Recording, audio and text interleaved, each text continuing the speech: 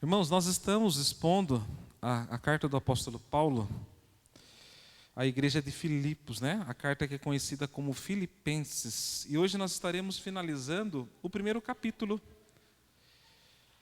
Eu gostaria de recapitular aquilo que nós vimos até aqui, trazendo alguns detalhes importantes para o nosso entendimento a respeito da carta. Então peço que você preste bastante atenção, pois o contexto histórico, cultural é muito importante para a compreensão da carta aos Filipenses. O apóstolo Paulo, ele havia sido falsamente acusado pelos judeus da província da Ásia, e essas acusações causaram um grande alvoroço em Jerusalém. Como consequência, o texto bíblico fala que Paulo ele foi arrastado para fora da cidade e foi espancado. Os guardas romanos, ao saberem do tumulto que estava acontecendo, foram até o local e, sem entender o que estava acontecendo, encontraram Paulo todo machucado, praticamente desfalecido. Então eles o carregaram e o levaram para uma fortaleza. Mas antes, Paulo pediu para estar falando com o povo. Com a permissão concedida, Paulo deu seu testemunho de vida, contando como Jesus o havia alcançado, como essa maravilhosa graça tinha ido ao seu encontro. A multidão, ao ouvir as suas palavras, ficaram furiosas e quiseram matá-lo. Terminando o discurso, os soldados o levaram para a fortaleza e o amarraram a um tronco e o açoitaram, bateram, espancaram. Quando perguntaram para Paulo por que a multidão queria matá-lo, Paulo, sem responder o motivo, apenas disse aos guardas que ele era cidadão romano. De maneira imediata, os soldados pararam de espancá-lo, de açoitá-lo, de castigá-lo, e os soldados pararam com medo quando Paulo se declarou cidadão romano, pois um cidadão romano sem julgamento, quando ele é açoitado, isso é um crime grave. Então, com medo de alguma penalidade, os soldados pararam. Esse apelo deu a Paulo o direito de se apresentar diante do sinédrio para se defender. Porém, quando ele se apresentou diante do sinédrio para fazer a sua defesa e começou a falar, o ambiente se transformou em uma discussão tão violenta que o comandante dos guardas, com medo que Paulo fosse morto, interrompeu e ordenou que as tropas entrassem à força no meio deles e o levassem a Paulo à fortaleza. E assim eles retiraram Paulo daquele lugar. Os religiosos, cheios de ódio, chegaram a organizar uma conspiração contra Paulo. Estavam arquitetando um plano para matá-lo. Cerca de 40 homens planejavam matar a Paulo. O comandante, ele ficou sabendo por alguém desse plano terrível, e com isso ele tomou uma decisão: eu preciso transferir Paulo para a cidade de Cesareia, onde ele ficou preso no palácio de Herodes e foi interrogado pelo governador Félix. Sendo levado para o palácio de Herodes, ali Paulo passou por uma por um julgamento ali com Félix, e Félix, para estar agradando os judeus, para estar mantendo a simpatia dos judeus, ele manteve Paulo por 2 anos presos, até o seu julgamento. Passado esse tempo, já não era mais Félix o governador, ali era um novo governador chamado Festo, que então assumiu o caso. Mais uma vez, nesse contexto, Paulo se declarou cidadão romano e apelou para o imperador Nero. Enquanto isso, os judeus alvoroçados queriam a morte de Paulo. Só que o governador Festo, ele reconheceu que não havia nada para que Paulo fosse morto. Não havia nada que Paulo merecesse a pena de morte. Então, ele acatou o pedido de Paulo e o enviou para Roma. E assim a história nos fala que Paulo ele foi conduzido para Roma. Só que nesta viagem, em específico indo para a Itália, Paulo estava em um navio que durante esse trajeto enfrentou uma terrível tempestade a ponto de naufragar. E milagrosamente todos sobreviveram a esse naufrágio, chegando a uma ilha. E lá, nesta ilha, o texto fala que Paulo foi picado por uma serpente venenosa. E todos que viram Paulo ali sendo picado pela serpente esperavam que ele fosse morto, morresse naquele momento, esperavam a sua morte. Mas nada aconteceu com a sua vida. Então Paulo chega até Roma. Paulo foi colocado em uma prisão domiciliar, acorrentado e sob custódia de um soldado romano. Ali Paulo viveu aprisionado. A igreja de Filipos, sabendo de toda a situação do apóstolo Paulo, vivendo da necessidade, sabendo da necessidade do apóstolo Paulo, a igreja de Filipos levantou uma oferta e enviou a Paulo por meio de Epafrodito. Quando este chegou, entregou os donativos, entregou a oferta que a igreja havia levantado, oferta que supriu todas as necessidades do apóstolo Paulo. O texto bíblico fala que Paulo ficou profundamente alegre com o gesto da igreja, pela lembrança, e cheio de gratidão e alegria, ele escreveu a eles esta carta, que hoje nós conhecemos como Filipenses. E assim, no início da sua carta, Paulo expressa profunda gratidão, alegria. Ele diz que todas as vezes que ele lembra dos irmãos, ele ora por eles. Paulo, ele declara o seu amor, ele declara a saudade e também tranquiliza a igreja, demonstrando confiança e alegria mesmo mediante ao sofrimento. Paulo estava consciente de que suas lutas estavam sob controle absoluto de Deus e que aquilo que ele estava passando tinha um propósito divino na sua vida. Através da sua prisão, o evangelho avançou, chegando até mesmo ao alto escalão do Império Romano, enquanto aguardava seu julgamento diante do cruel imperador Nero. Paulo tinha uma certeza: se ele continuasse a viver, Cristo seria glorificado pela sua vida. Se ele morresse, Cristo seria glorificado pela sua morte. Por isso ele declara com ousadia: para mim o viver é Cristo e o morrer é lucro. É neste contexto, esperando o seu julgamento, que Paulo ele vai encorajar a igreja dizendo: não importa o que aconteça. Então eu convido você, abra sua Bíblia comigo, Filipenses capítulo 1, versículo 27.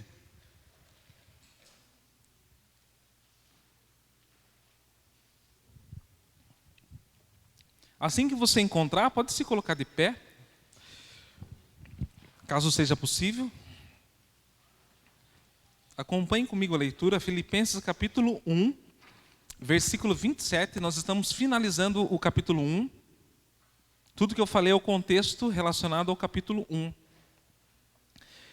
Não importa o que aconteça, exerçam a sua cidadania de maneira digna do Evangelho de Cristo, para que assim, quer eu vá e os veja, quer apenas ouça a seu respeito na minha ausência, fique eu sabendo que vocês permanecem firmes em um só espírito, lutando unânimes pela fé evangélica, sem de forma alguma deixar-se intimidar por aqueles que se opõem a vocês. Para eles, isso é sinal de destruição, mas para vocês de salvação.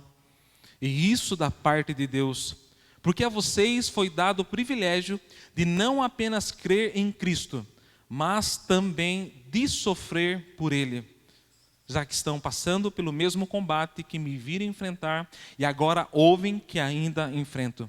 Pode se assentar, continuem com a Bíblia aberta.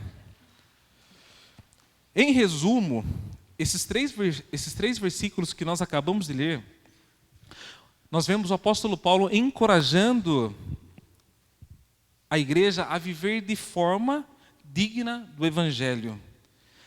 Caso Paulo não mais visse os cristãos filipenses, ele queria ter a certeza que eles entenderam a importância de viver de acordo com o Evangelho de Jesus Cristo.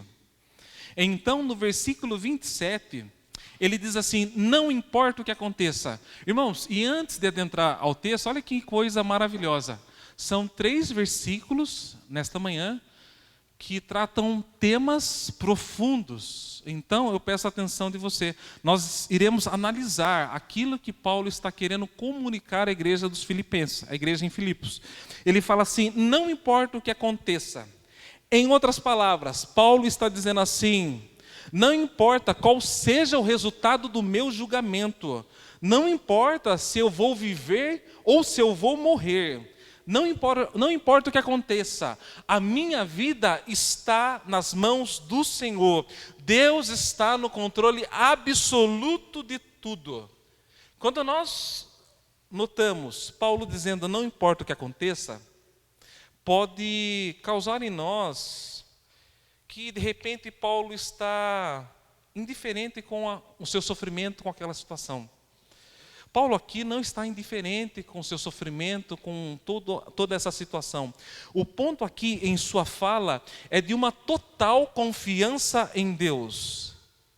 Paulo sabe muito bem quem Deus é. Paulo conhece os atributos divinos de Deus. O apóstolo conhece o Deus que ele serve. Ele não tem dúvidas do seu plano.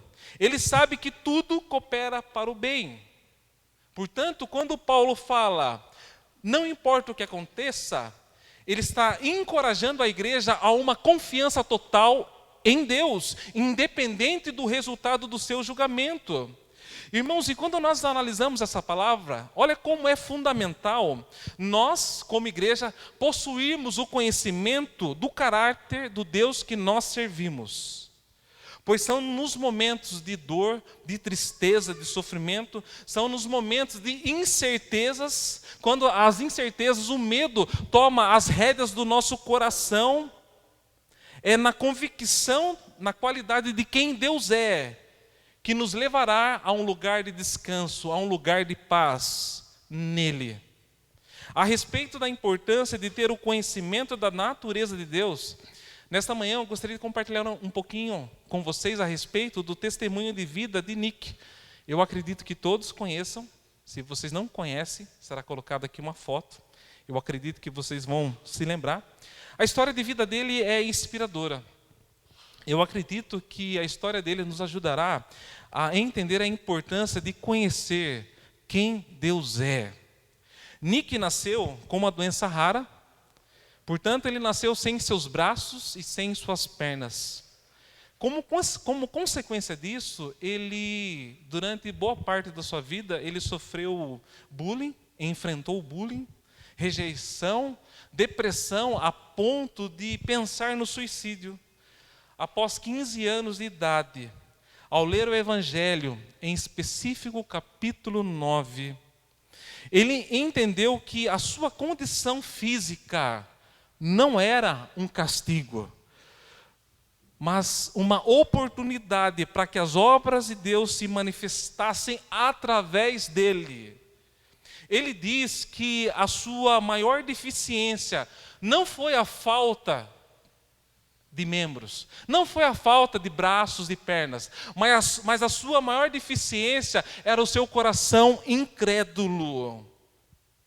Quando ele entendeu que Deus o amava como ele é, sabendo disso, sua dor transformou-se em esperança. Nick diz que saber quem Deus é foi fundamental em sua vida. Saber do seu amor, poder e propósito foi a chave para transformar esse sofrimento em uma missão. Ele diz assim: quando você conhece aquele que controla todas as coisas, até a dor ganha sentido. E Nick ganhou sentido para a vida. Ele, através da palavra de Deus, entendeu o propósito pelo qual ele foi criado. Atualmente, ele tem viajado o mundo todo, carregando consigo o Evangelho de Cristo. Para ele, saber que Deus é protetor, provedor e redentor, o ajudou a substituir a autopiedade pela confiança de que ele pode superar todas as coisas, no poder e na graça daquele que criou todo o universo. Não importa o que aconteça, Deus está no controle. Para Paulo, o resultado humano não define a sua vitória. É Deus que está escrevendo as páginas da sua vida. É Deus que tem um controle absoluto e assim, por intermédio da sua carta, Ele encoraja a igreja dizendo: não importa o que aconteça, exerçam a sua cidadania, mas exerçam de maneira digna do Evangelho de Cristo. Versículo 27. Em algumas outras traduções da Bíblia está escrito: vivam de maneira digna do Evangelho de Cristo. Na minha, a tradução fala: exerçam a sua cidadania de maneira digna do Evangelho de Cristo. Embora o significado seja o mesmo, eu acredito que a versão que eu estarei usando nesta manhã facilita o nosso entendimento. Quando Paulo diz: exerçam a sua cidadania de maneira digna do Evangelho de Cristo, Paulo está dizendo assim: sejam coerentes com aquilo que vocês creem. Sejam coerentes com a sua nova vida em Cristo. Mas por qual motivo? Paulo vai dizer: exerçam a sua cidadania de maneira digna do Evangelho de Cristo à igreja de Filipos. Por qual razão? Nós encontramos a resposta no contexto histórico cultural da época. Essa igreja que Paulo envia sua carta, ela ficava localizada na cidade de Filipos, que era uma colônia romana. Portanto, ela era composta por um grupo diversificado de pessoas dentro da igreja.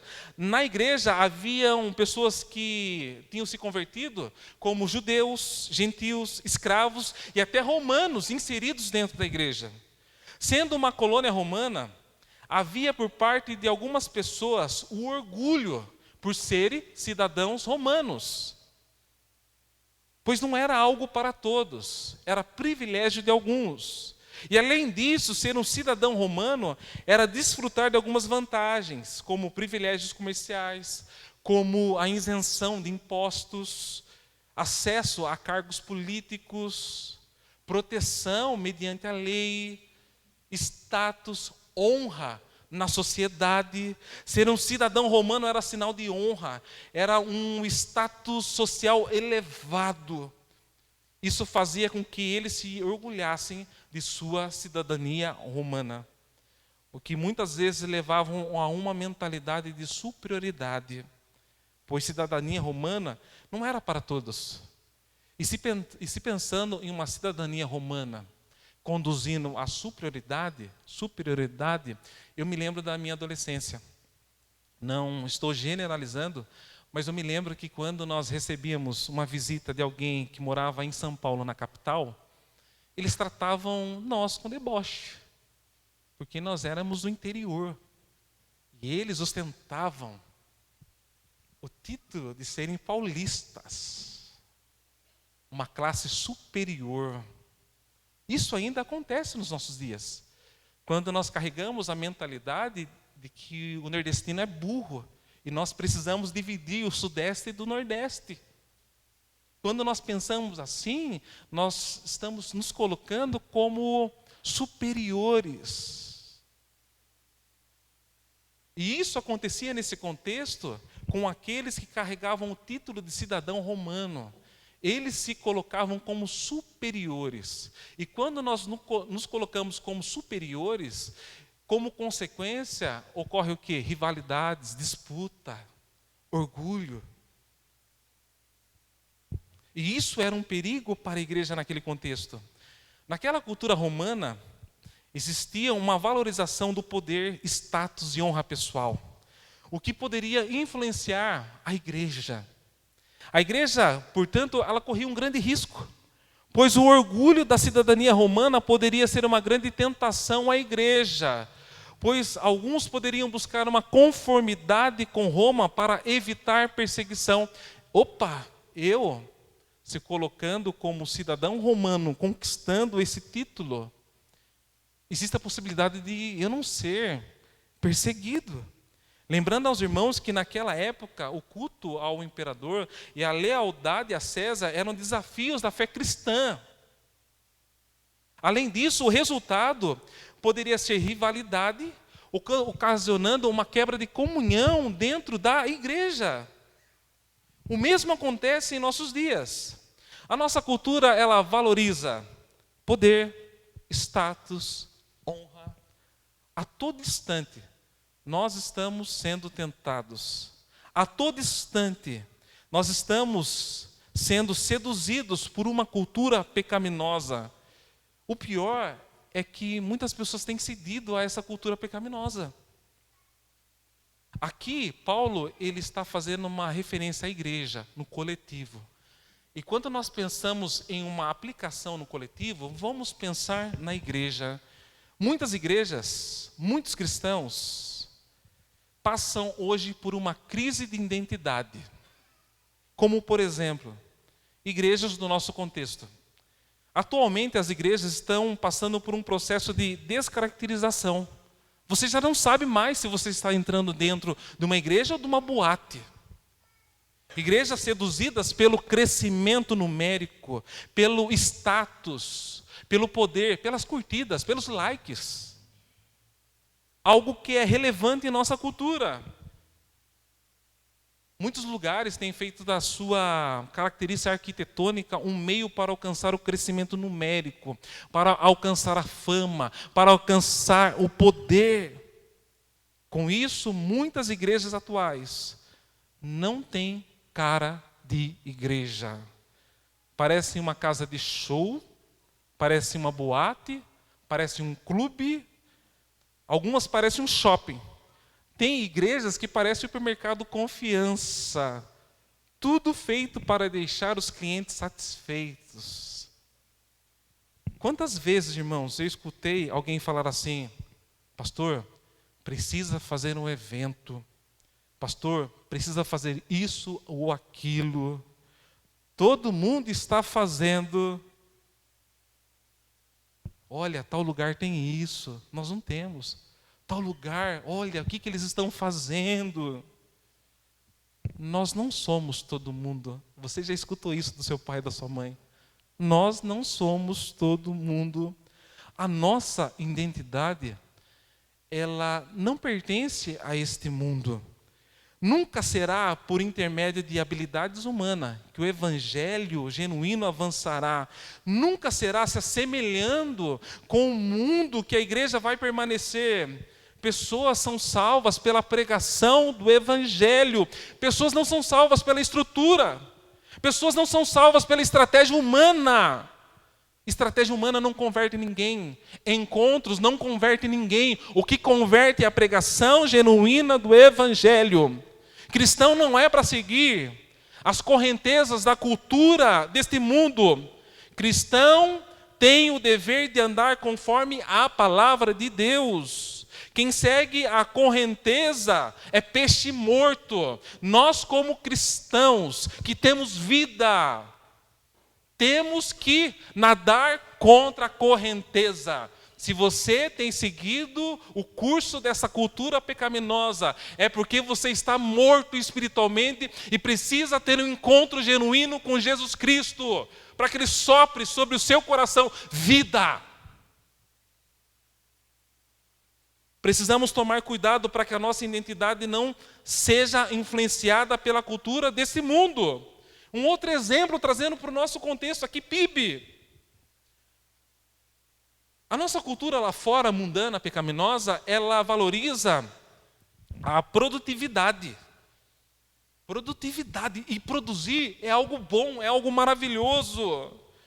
Entretanto, nós precisamos tomar cuidado. Por qual razão?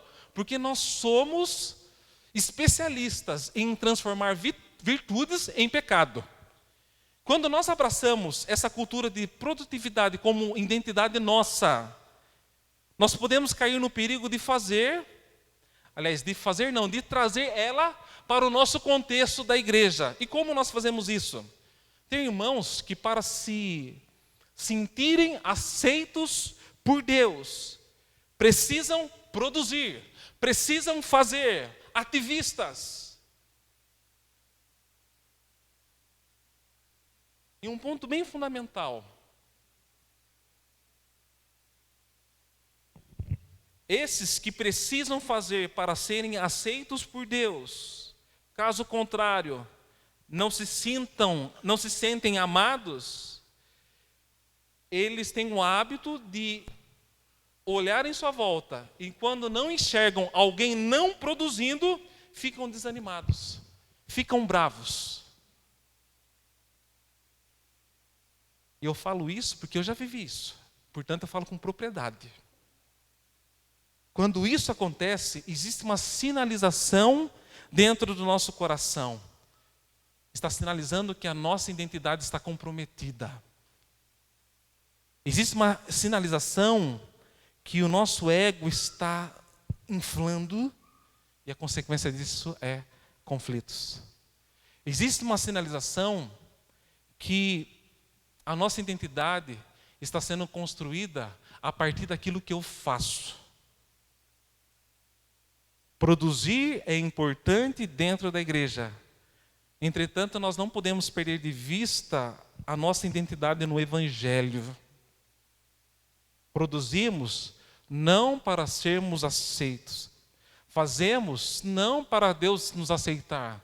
Fazemos como resposta a tudo aquilo que Jesus já fez por nós.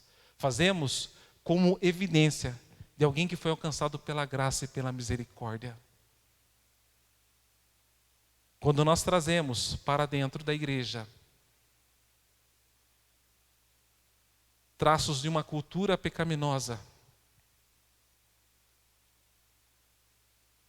gera dentro da igreja conflitos, discórdias. Portanto, Paulo exorta a igreja dizendo: exerçam a sua cidadania de maneira digna do Evangelho de Cristo. A igreja avança quando nós nos apropriamos da nossa cidadania, que não é neste mundo.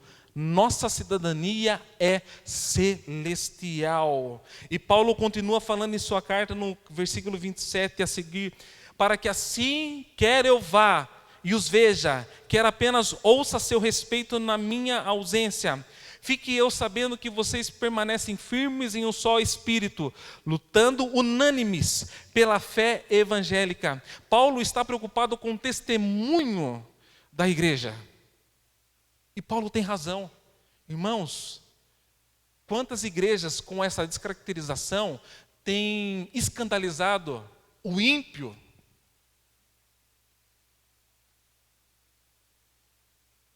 A igreja, ela precisa ser uma luz em um contexto caído. E Paulo diz assim: caso eu esteja ausente, e assim nunca mais os veja, que eu fique sabendo que vocês permanecem firmes em um só espírito. Paulo está dizendo assim: para exercer a sua cidadania de maneira digna do Evangelho, vocês precisam permanecer firmes em um só espírito. Paulo está falando de unidade espiritual. E olha que interessante, a igreja, nós como parte da igreja, nós temos como papel manter a unidade da igreja. Nós temos como dever preservar a nossa unidade. A unidade espiritual que nós desfrutamos, ela foi conquistada na cruz do Calvário, pelo sacrifício de Jesus Cristo. A união espiritual da igreja, ela acontece em torno da cruz de Cristo. Quando Paulo diz para permanecer, é porque nós não conquistamos nada. Nossa responsabilidade é de apenas manter aquilo que nós ganhamos. Cristo na cruz do Calvário conquistou a nossa unidade. Qual a nossa responsabilidade como cristão? Manter essa unidade. Para mantermos a unidade, nós precisamos olhar para a igreja primitiva. Nós precisamos aprender com a igreja primitiva e colocar em prática no nosso contexto. Atos capítulo 2, versículo 42 ao 47.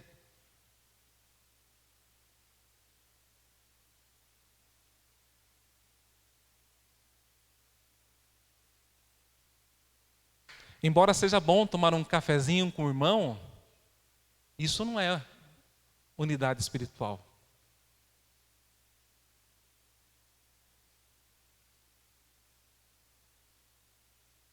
é muito importante, faz parte da comunhão. Mas unidade espiritual vai além disso. Olha o que a palavra fala em Atos capítulo 2, versículo do 42 ao 47, eu vou fazer a leitura com vocês.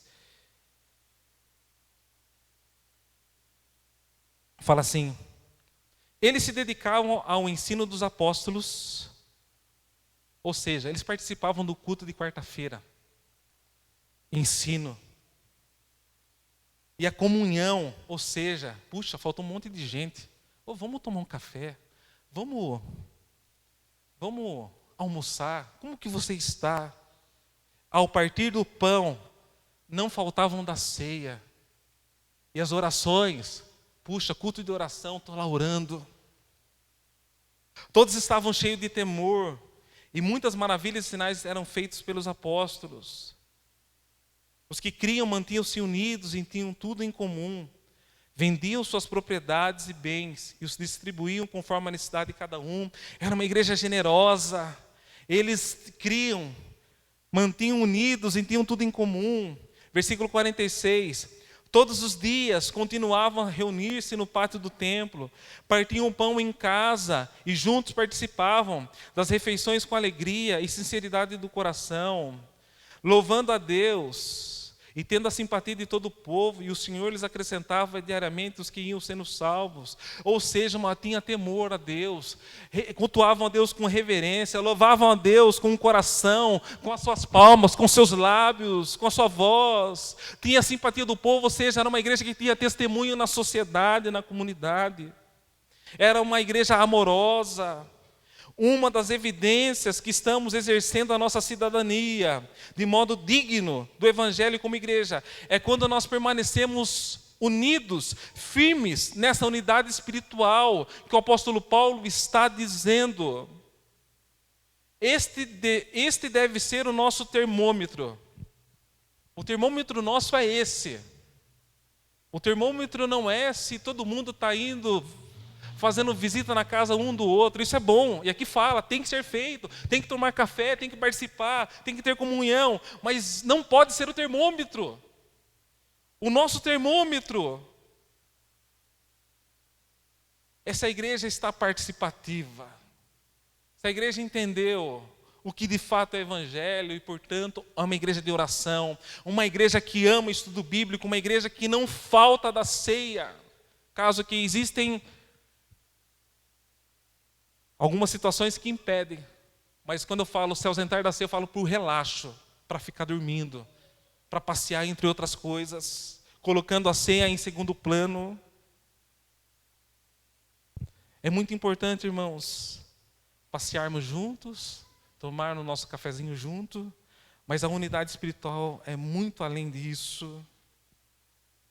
E Paulo ele continua falando assim, lutando unânimes pela fé, versículo 28, sem de forma alguma deixar-se intimidar por aqueles que se opõem a vocês.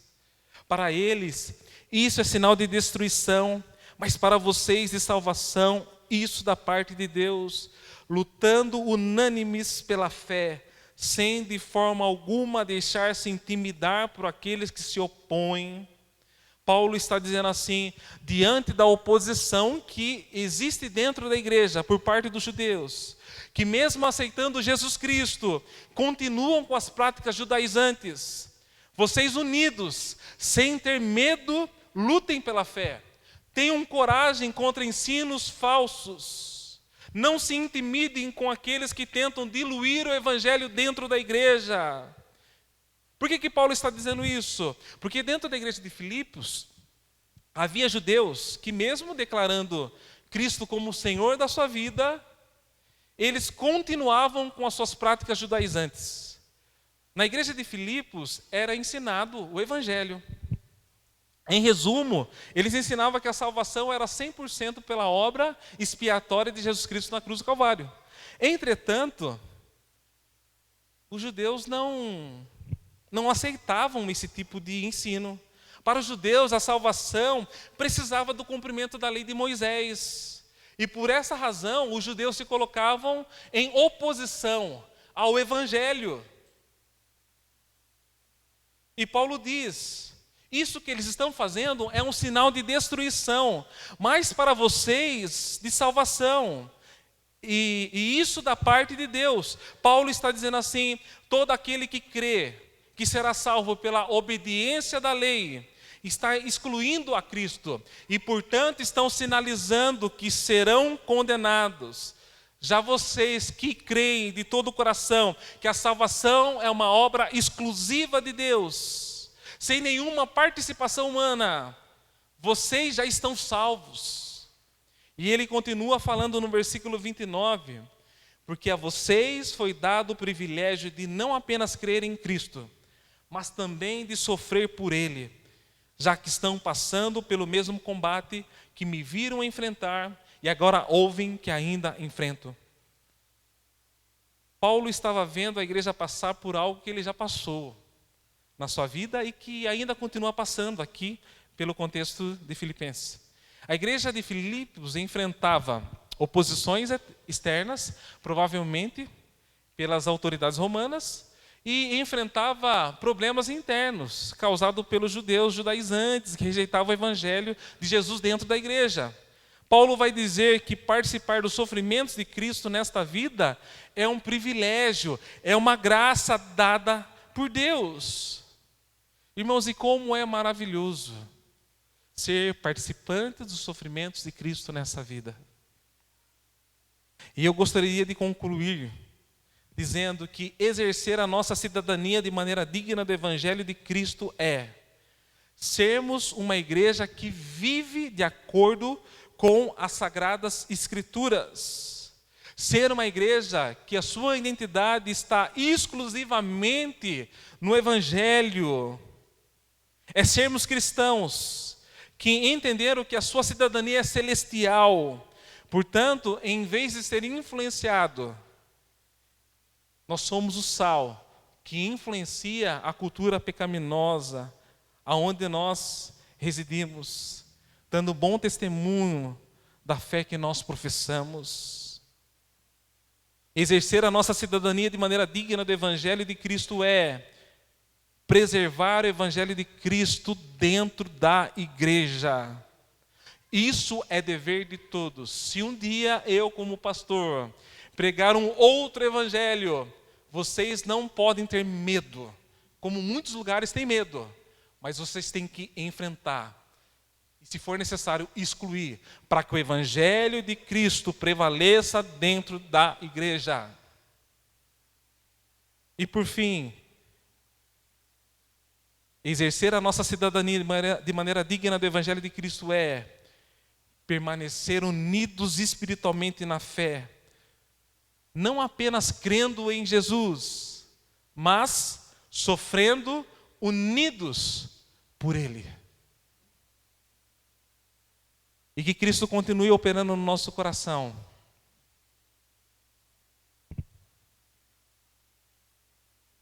A verdadeira identidade que procede dos céus. Que a gente possa romper com tudo aquilo que influencia a construção da nossa identidade. Que a nossa identidade seja moldada por aquilo que é a vontade de Deus. Irmãos, parece tão distante e ao mesmo tempo parece tão próximo o contexto da igreja de Filipenses com o nosso contexto. E que o Senhor nos guarde. E que esse capítulo que hoje nós encerramos, o capítulo 1, possa nos encorajar a entender qual o propósito pelo qual nós fomos criados. Que a gente possa entender quem de fato Deus é. E assim eu gostaria de encerrar esse capítulo 1 nesta manhã, falando algo muito importante para vocês. Esse capítulo 1, irmãos, foi um capítulo que ministrou muito ao meu coração, relacionado à identidade em Cristo. Todos sabem que eu irei fazer uma cirurgia. E ao meditar esse estudo, durante essas semanas, eu fui confrontado por diversas vezes. Por qual razão? A respeito de quem Deus é. Porque eu deixei muito claro para a igreja que eu estou apavorado e com medo de fazer a cirurgia. E ao preparar a mensagem, por diversas vezes eu fui confrontado. Se de fato eu sei quem Deus é. Se de fato o conhecimento que eu tenho de Deus é um conhecimento profundo ou é um conhecimento que apenas é reverberado em palavras? Eu não sei vocês, mas todo mundo tem um medo. E eu vou me deparar talvez com o meu maior medo. E ao mesmo tempo que Deus me confrontou, Deus trouxe um alívio ao meu coração ao saber que Ele é o pastor da minha vida. E Deus me fez enxergar que Ele sendo o pastor da minha vida, ainda que eu ande pelo vale da sombra da morte, eu não posso ter medo. Pois se eu estou tendo medo a ponto de me paralisar, é porque existe um problema no meu coração a ponto de não saber o Deus que eu sirvo. Irmãos, e olha que interessante esse medo. E eu não tenho vergonha de falar isso. Eu acredito que você possa, de alguma maneira, se identificar com isso que eu vou falar. Mas acho que uns 10 anos não, uns 10 anos atrás, eu sou medroso e a minha esposa tinha marcado uma cirurgia para mim, vasectomia, algo simples. Eu fui no consultório que ela tinha marcado para fazer. Eu cheguei no consultório e todo com medo. E na hora que eu fui fazer o pagamento, a moça falou assim para mim assim, aqui o pagamento é só em dinheiro. E eu estava com o cartão de débito. E ela falou assim, olha, no Walmart tem o caixa eletrônico, vai lá, tira o dinheiro e você vem e paga. Eu falei, tá bom, moça, eu vou lá tirar o dinheiro e a gente pagar. Eu fui e nunca mais eu voltei. Eu cheguei em casa, a Pamela falou assim para mim assim, nossa, Rafa, a cirurgia foi tão rápida assim? Você está andando normal? Você fez? Fiz nada. É um medo. Mas eu venci o medo. Passado 4 anos, demorou, mas eu venci o medo. Outra vez, desta vez não foi minha esposa, eu mesmo marquei a consulta e fiz a cirurgia.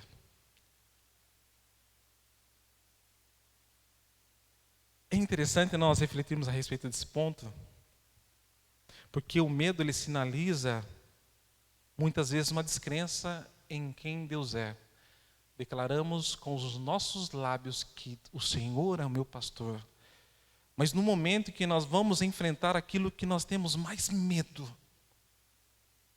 nós damos conta que eram apenas palavras lançadas ao vento, pois as nossas atitudes revelaram que de fato eu nunca acreditei naquilo que eu sempre falei.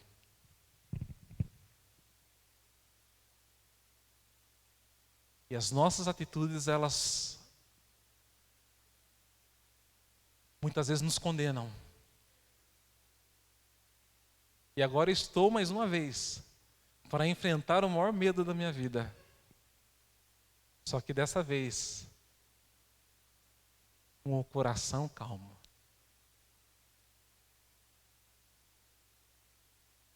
Como Jó um dia disse, eu conhecia Deus apenas de ouvir falar, mas hoje eu o vejo. Existem situações na nossa vida que nós precisamos passar para aprender. Talvez na sua visão seja um testemunho humilhante, pastor, como você é corajoso. Mas não, isso é para glorificar a Deus e mostrar para vocês que o Deus que começou a boa obra, Ele vai terminar. Eu e você estamos apenas nesse processo de construção. Talvez o medo que há 4 anos eu tinha, que me paralisava, é o medo que hoje você está enfrentando. E o medo que hoje você está enfrentando é porque você não sabe quem Deus é. E muito menos sabe quem você é em Cristo. Eu não sabia. E hoje eu sei. Hoje não são apenas palavras lançadas ao vento. O Senhor é meu pastor. E ainda que eu ande pelo vale da sombra da morte, eu não temerei mal algum. Não. Hoje isso é uma verdade. E quando eu preparava essa mensagem, eu fui lembrado mais uma vez, o Senhor é seu pastor. É Ele que tem zelado pela sua vida, é Ele que tem cuidado de você. Portanto, não tenha medo.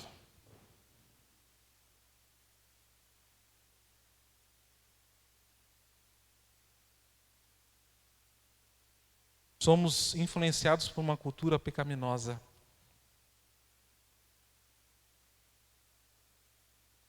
Mas a nossa identidade está em Cristo. Nós somos filhos. Deus é o nosso Pai. Deus é o Criador soberano, absoluto de todas as coisas.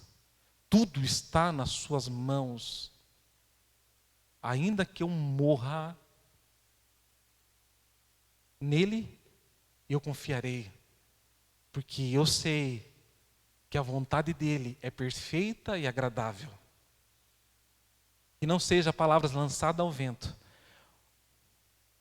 mas que diante do nosso maior medo, a gente possa rompê-lo para que o nome de Deus seja glorificado. Eu contei a história de Nick para vocês, mas na sua biografia tem algo maravilhoso. Ele não tem os seus pés. E ele guarda um par de sapatos dentro do guarda-roupa. Como um ato simbólico. Que um dia ele vai ter pernas e vai ter pés. Deus há de operar. E ele fala que ele já está convencido sobre isso. Porque ele entendeu qual é o propósito que Deus tem para a vida dele. E que diante desse sofrimento, ele encontrou a sua missão. E que a gente possa encontrar a nossa missão diante do sofrimento.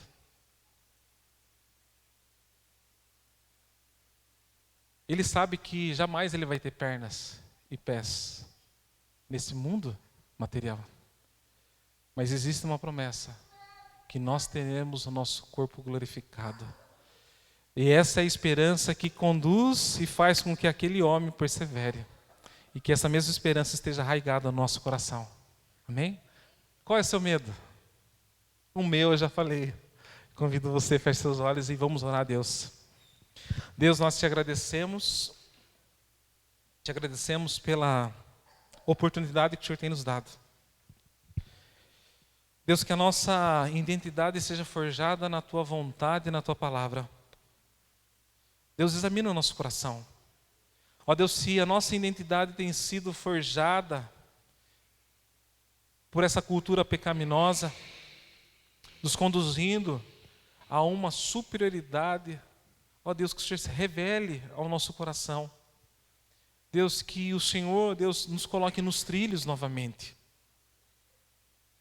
Ó Deus, que a gente possa exercer a nossa cidadania de maneira digna do Evangelho de Cristo. Que a gente possa se apropriar da nossa verdadeira identidade. Que a gente possa viver de acordo com a nossa fé.